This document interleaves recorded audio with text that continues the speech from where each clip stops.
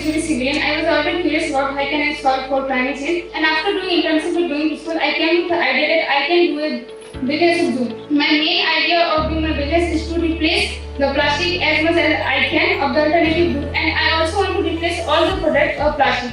The motto of my idea is to make a plastic-free environment and to become self-dependent. And for my business, I have lots of ideas.